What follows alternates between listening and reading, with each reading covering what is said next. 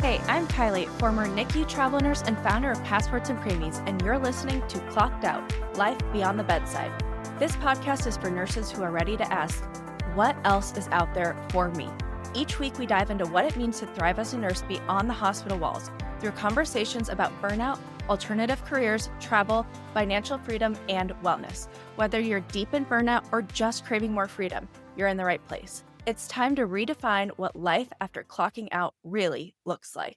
Hi, everyone, and welcome back to Clocked Out Life Beyond the Bedside. Today's episode is a deep one, but in the best way, okay? I am talking to somebody that I have admired from the moment that I came across her online.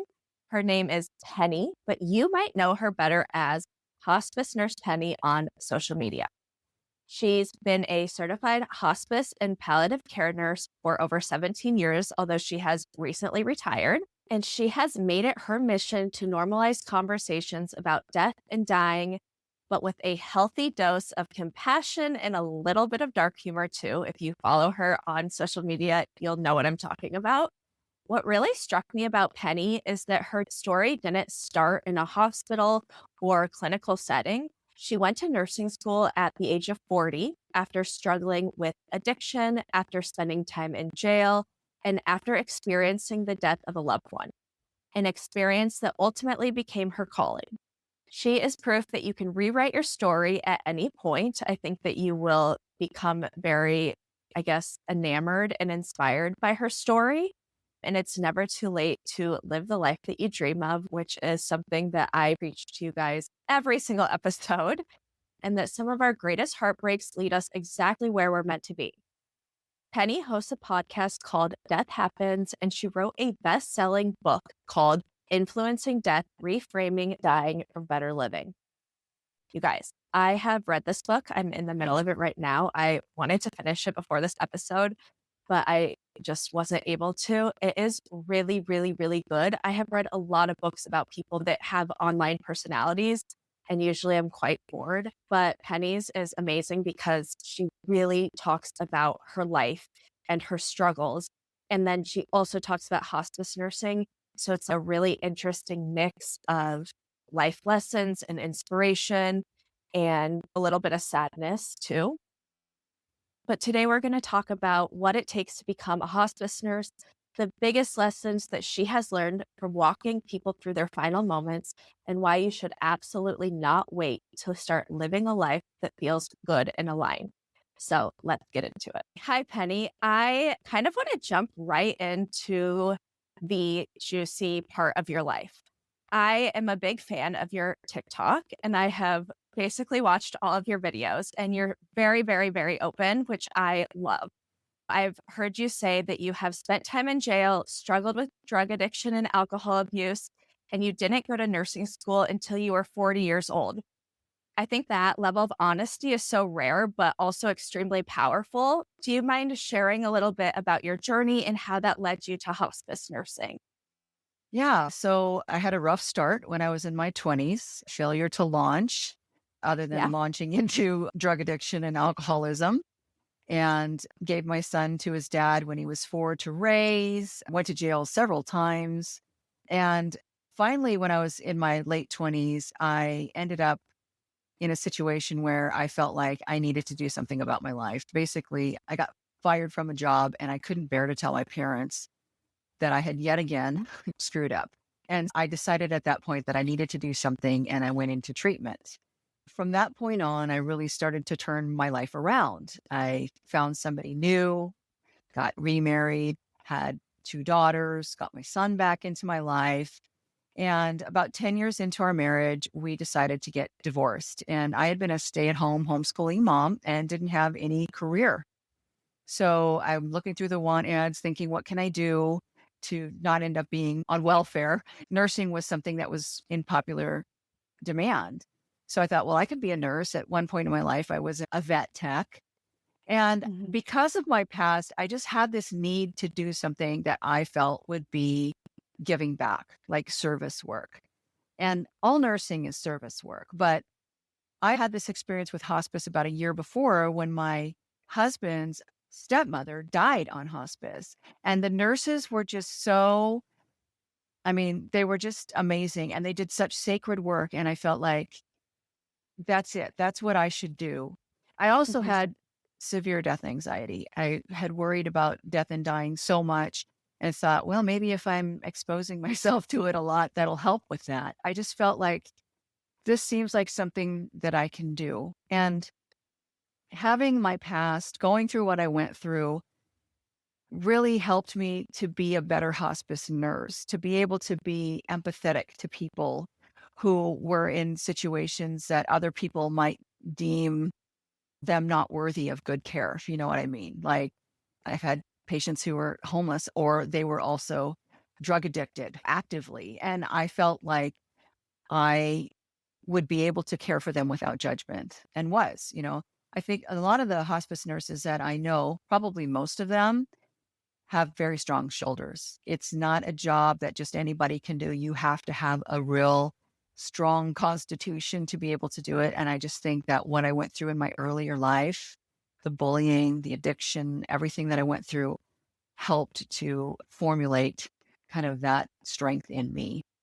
Yeah, and I have death anxiety myself, and I didn't realize that was something that other people had or a term for that. So when I started watching your TikToks and when I read your book, which I'm going to definitely bring up later, felt a little bit less alone. And then I also want to tell you that when I was in nursing school, I was arrested and put in jail for only one night. But I also felt less alone when I heard you be so open about your story. And I've shared that before, but it's like nobody can relate to that. So I think that you're also such a role model, honestly, for people that have non traditional lives before they come into nursing.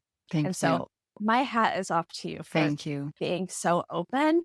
I kind of want to dive a little bit. I know that you got to treatment and you got sober, but was there a moment in your addiction that you realized, like, I guess, could you speak more to what that moment was where you were like, okay, I have to turn things around now? Oh, there was many moments, ending up in the hospital after I don't like to use the word failed in relation to suicide attempts, but Okay. incomplete suicide attempts, ending up in the hospital, being told that I couldn't leave if I wanted to because I was a danger to myself. I was mostly addicted to cocaine, and the remorse that you get when you come down off of using cocaine is horrible. I mean, it's just for the high that you get, the low that you get is beyond comparison. It's just awful. So there was so many times things that I did with my son, being irresponsible with my son, and later on being sober and knowing that the things that I had done, or even I slapped a waitress once who was trying to cut me off. And then when you're sober, you sober up, you're just embarrassed by those things. It's like, Mhm. oh my God, I can't believe I would do that. But yeah, there is one thing that really impacted me. I don't know if you got to this in my book yet, but one of the times that I was arrested, I was really, really wasted, really, really Mhm. drunk. And I was trying to sneak out of the police station. It took several cops to subdue me and throw me into a little cell. But there was a sergeant there that there was no room in general population. And so I didn't want to be in that little cell. And so he had been letting me sit at his desk and was just talking to me and letting me sit there and smoke cigarettes. And then once I had been in the cell after I snuck out, he let me back out again, said, if you behave yourself, you can sit here with me. By the morning, I had sobered up and he said to me, what are you doing here? Like, what are you doing? You are so intelligent and articulate. Now that you're sobering up, I can't even believe you're the same person that was here last Mhm. night. What are you doing? And it really impacted me. It's something that stuck with me forever. That wasn't the turning point for me. There were still many more things that happened after that. But that was something, a seed that he planted that grew and grew and grew. It was something about boosting my confidence in a way that had never been done before. I had been so bullied when I was younger and taken advantage of by men and mistreated. I was a bartender, and people would imply that I was stupid because I was a bartender, that I didn't have any brains. So, having that kind of confidence from somebody in that position of authority it just really did something to me that just it helped me, when I finally did Yeah. get to the point where I need to change my life. I reflected back on that forever. I still do to this day. I wish I Yeah. knew his name or where he was, and Mhm. so I could say to him, "You changed my life. You have no idea."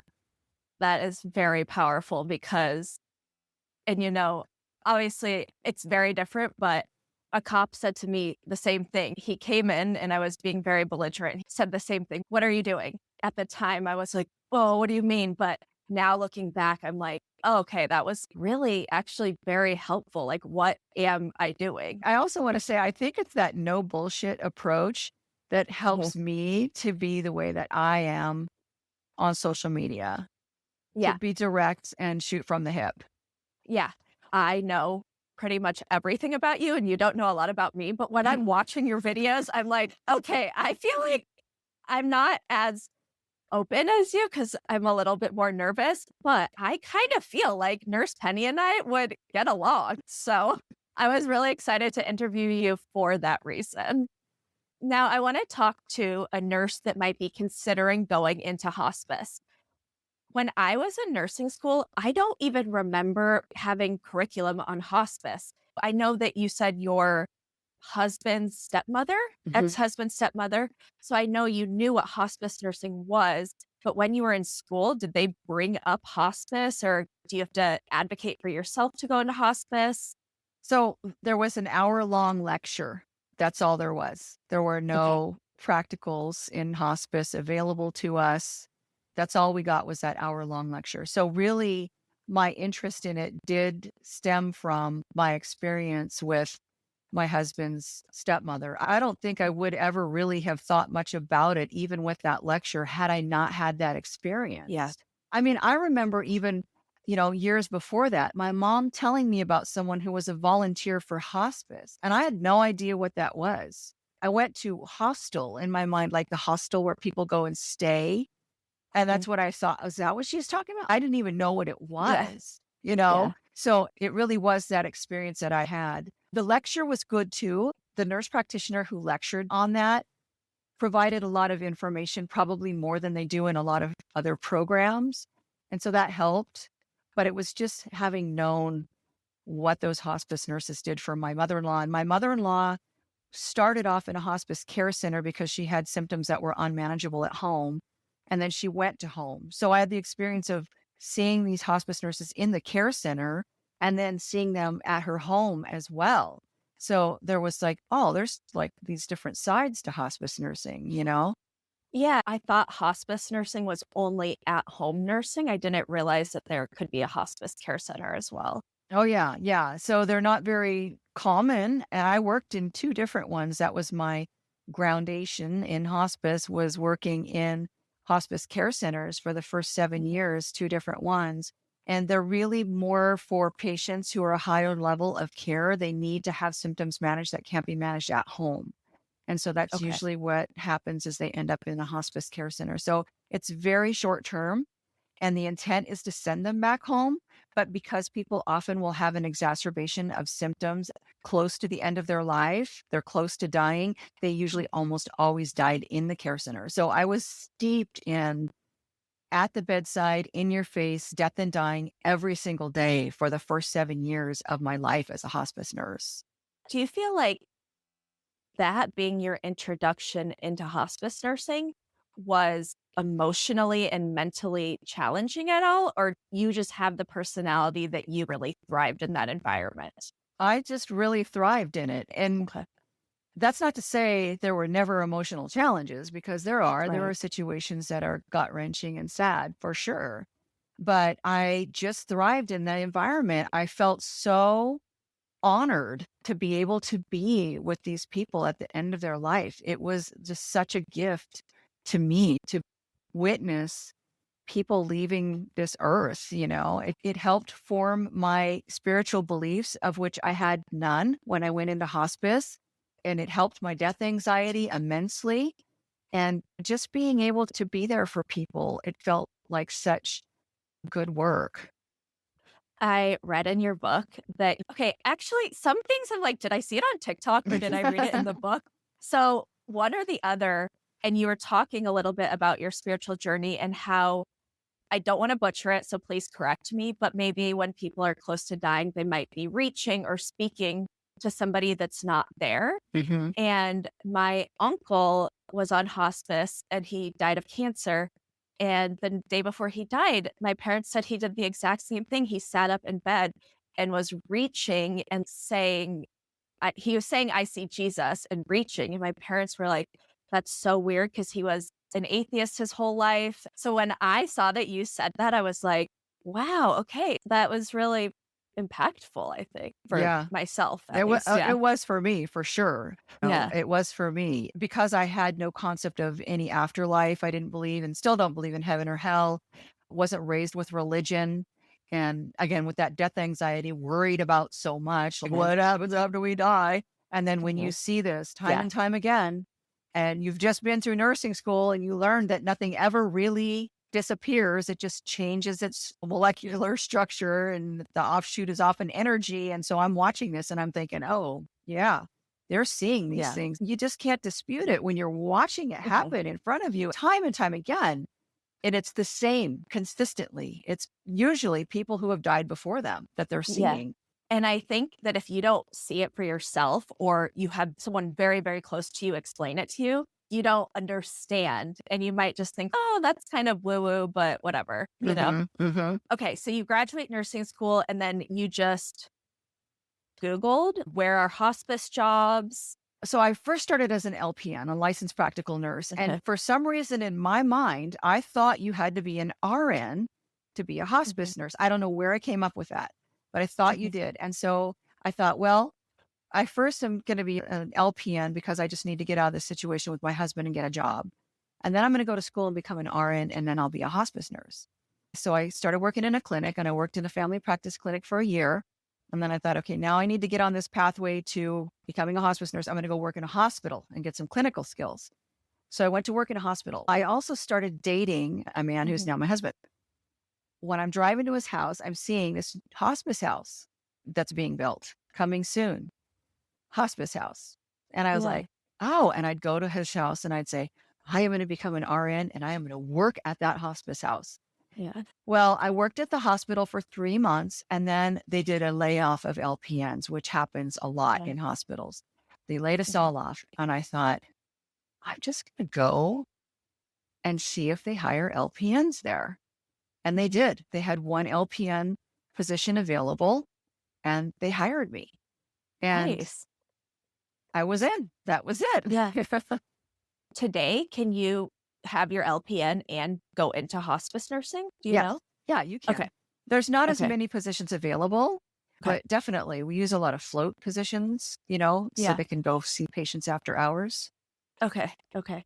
And then you also have your CHPN, your Hmm. certified hospice and palliative nurse. Am I saying that Yeah. correct? Yes. Okay. So you have that. And I have here that you've had that for 12 years. Do you feel like that certification really helped you? Or like today, if somebody was becoming a hospice nurse, would you recommend getting that certification?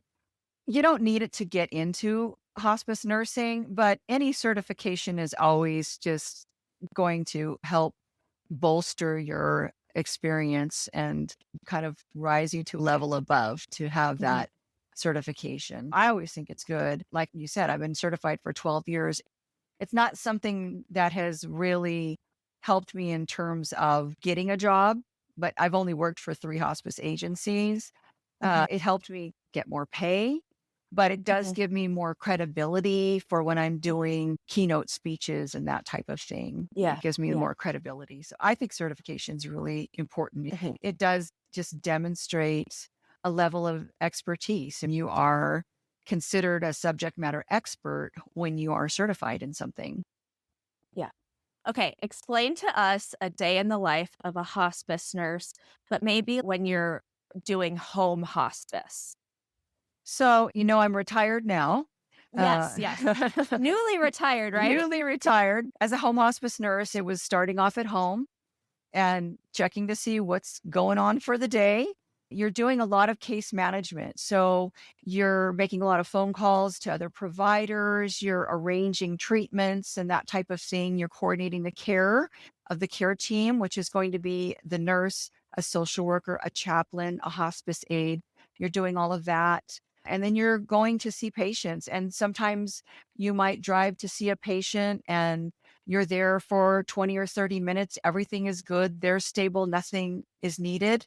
And there's sometimes when you go to see a patient and everything is just going sideways and you're there for hours and you're doing active symptom management and you're calling doctors and pharmacists and getting orders and trying to arrange things to help them. So it can be very, what's the word I'm looking for? Not confusing, but Okay. chaotic. Yes, chaotic. Okay. Yeah.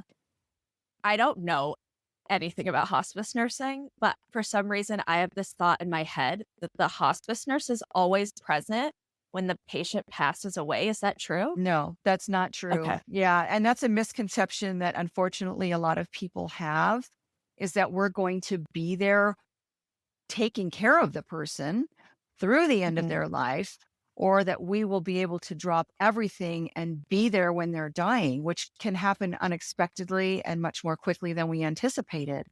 Yeah. So we are there sometimes, but not all the time. When we get there, if we know they're dying, if we're like, we can see this is going to happen soon, then we can usually stay. And unless we have other Mhm. things, and then we might say, like, there's been times when I had a patient who was actively dying. I knew he was going to die.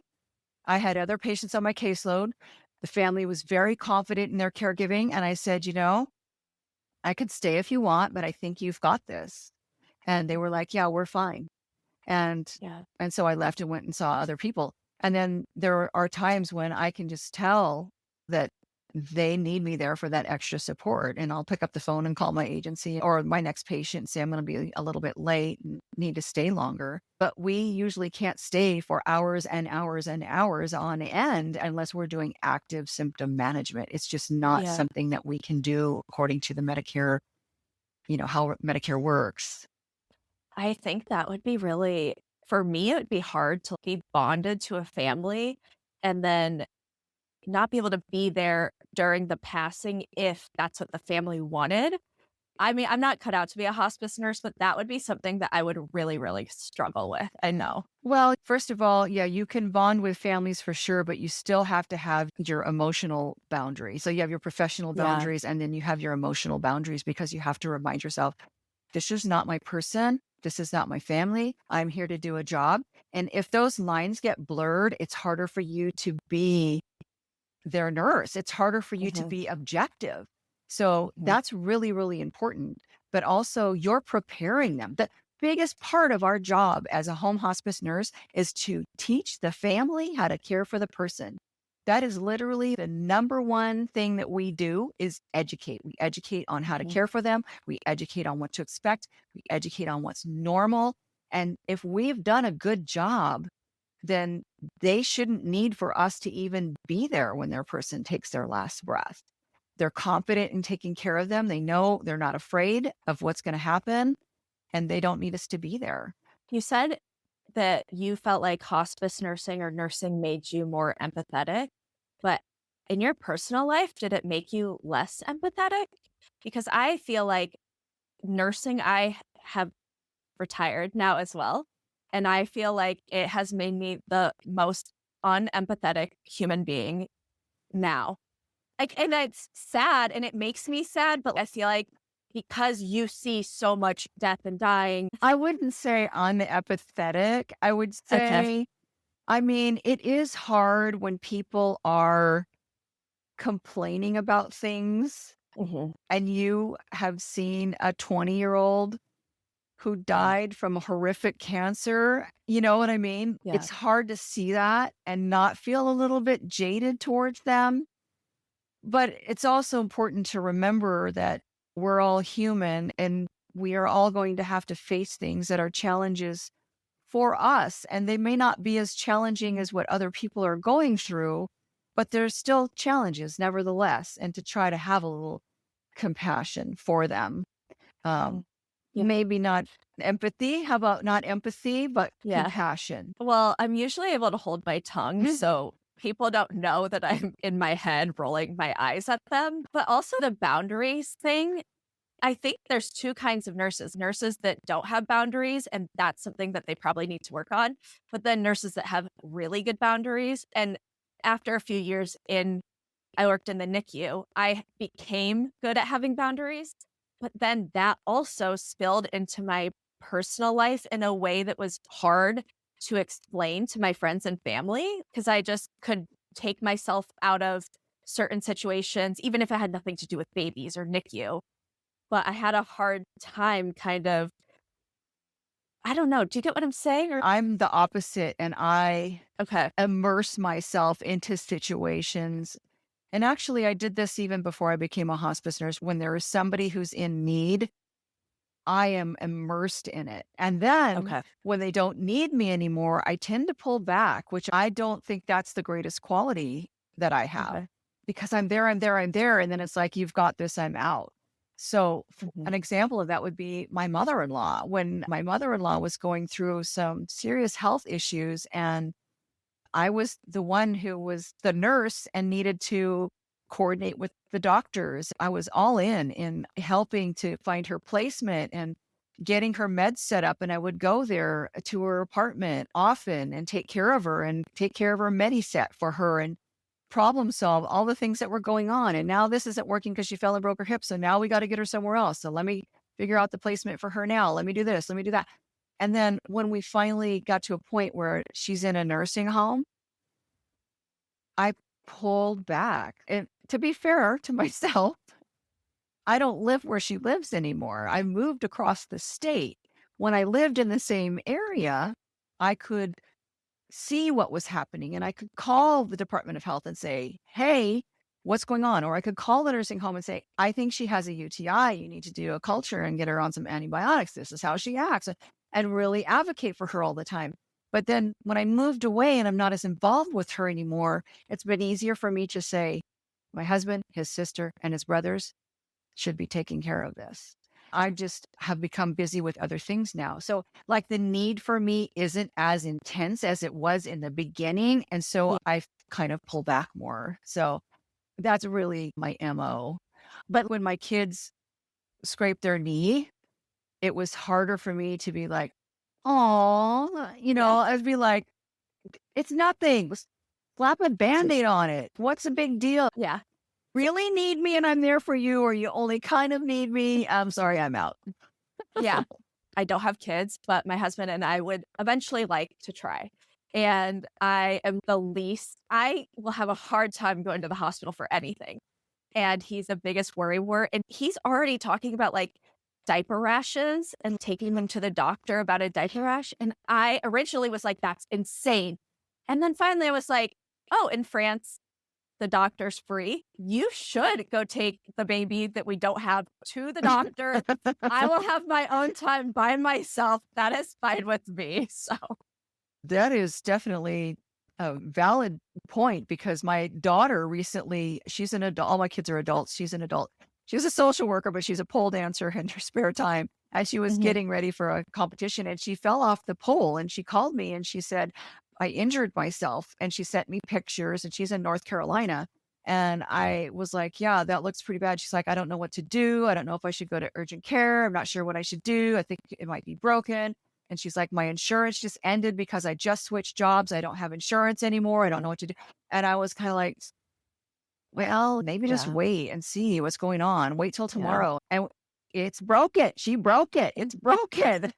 And I felt so bad because I'm telling her, "No, don't go to the hospital yet. Just wait and yeah. see." But also, when you break something, they don't do anything about it right away anyways. Your advice is great. Yeah. Great. But yeah, now she's in a boot. Unfortunately, that's where we're at right now in the US is money is a factor and it's expensive. And so my 31-year-old daughter who doesn't have insurance and is just now getting back on her feet after paying $20,000 last year for a surgery for her endometriosis and trying to save her money up for Mhm, a house and starting a new job. And I'm mhm. just kind of like, maybe Yeah. hold off and see what happens. It is really wild because I was a travel nurse slash yeah, I was a travel nurse for 7 years, and so I had private insurance, and the coverage is awful, it's so expensive, and I just never went to the doctor, and now that I just moved to France a few months ago and I finally got insurance here, and I'm like, "Oh my gosh, now I can see the OBGYN, the dermatologist," and it's such a freedom that people don't realize that have never not lived in the United States. It is hard if you have a big medical issue in the US. Even I if you don't have a feel for big your one, it daughter. could be Yeah, something. My little. husband was doing work for a friend and he fell on a rock and split his palm open. I could tell it was bleeding a lot. It's bad. I'm looking at it. Yeah, this needs stitches. Took him to the emergency room. I'm insured and he was insured through me. I'm a nurse. I'm insured through my employer who's a healthcare provider Yeah, and I'm he's insured scared. through me. And Okay. it cost us $1,000. Yeah, yeah. $1,000 for this. I was like, that's how much he was paid to do the job. That was a complete wash. You would have been better to not even go and work at that job. I know. I don't wanna upset you, but my husband dislocated his knee, and he got a private surgeon, so it's not covered by any insurance. A private surgeon with physical therapy was only $800 total. Wow. I Wow. know, that's less than your I stitches, know, like, I that's know. insanity. Okay, so I'm curious back to hospice and back to your patients. Have your patients taught you anything about, like, how to live your life, or have they imparted any lessons to you that you could share with us? It's not that anybody has ever directly said something to me where I thought, oh, wow, that's a valuable lesson. Or if they did along the way, I ingrained it into how I live. And I don't remember specifically what was said. And Yeah. I wish I would have taken notes, but I didn't. Mhm. But just the experience of caring for people who have at any given time during my hospice career been my age or younger was enough to make me really value life and be Okay. so thankful for every day. And don't get me wrong, if I get a spoon stuck in the drawer and I can't get it all the way open, I'm just like any other guy. I'm going to be slamming on that Mhm. drawer trying to get it open. I get frustrated. I get pissed off. Stupid little shit. I sweat the small stuff, sometimes Mhm. too. But by and large, I have really learned to really live my life. I don't wait to do things that are important to me or that I feel like are my bucket list items. I have my bucket list items that'll never happen. Like I'd love to meet Tommy Shaw from Styx. But, Okay. like when it came to really wanting to go on the cruise of a lifetime, wanted to go on the cruise of a lifetime, talk to my sister and my brother. My husband's not a cruiser. My sister's husband's not a cruiser. And like, we should do this. We should go on an Alaskan cruise. And so we got the top of the line suite and we went on this cruise and we got back and all of us agreed that should not be the cruise of a lifetime. That should be something we do often. And so every other year we go on a cruise. So doing things like I love gardening. That is my passion. And just being in the garden and being able to stop and think, I am so grateful for this. I am so grateful for this life. I'm so grateful that I was able to retire and do this. I'm so grateful that we were able to sell our house and move to our cabin in the mountains off the grid. It was our dream and we made it happen. And I just think that is something that I've learned through taking care of these people. But also, it's not just about the destination, it's about the journey. And that's that cliche saying, I know, but it's so true because everything that you do in your life is going to eventually end up at your death, right? Your life is going to result in your death at some point. And everything you do leading up to that point is living. It's living. And that's what's so important is really paying attention to your life while you're living it, because tomorrow is not promised. We're all going to die someday. And that Yeah. is what I just learned from taking care of people. Yeah.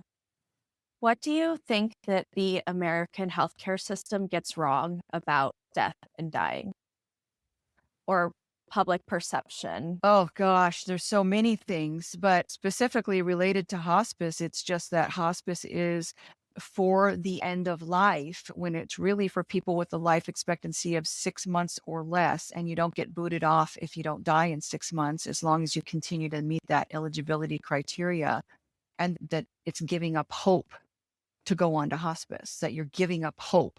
And it's not like that at all. You're not giving up hope at all. You're just reframing what hope means to you. You're hoping for a peaceful death, a good death, to be with your family and friends, to be out of pain and suffering, to be at home if that's what you want. That's what you are hoping for. And hospice doesn't expedite death. Actually, people live longer when they go on hospice. That's proven through studies. So I just think there's so many things that people get wrong about it. And the thing that bothers me the most is that when there are people who don't want to talk about death and dying, they don't want to talk about hospice or needing to plan advance directives, it just creates a situation that is so much worse than if you were to be able to talk about what you want at the end of your life and have beautiful conversations with people and acknowledge the fact that your life is coming to an end, or that your person's life is coming to an end, so that you can say goodbye and this is what you meant to me. Because at the end of the day, when people are dying, what they really want to know is that their life had meaning and purpose and value. And you can't tell somebody those things if you're not willing to acknowledge the fact that it's coming to an end. Do you think being a hospice nurse has made you value relationships differently? You hear this a lot. Never go to bed angry, never hold on to your anger. I am the queen of a good grudge.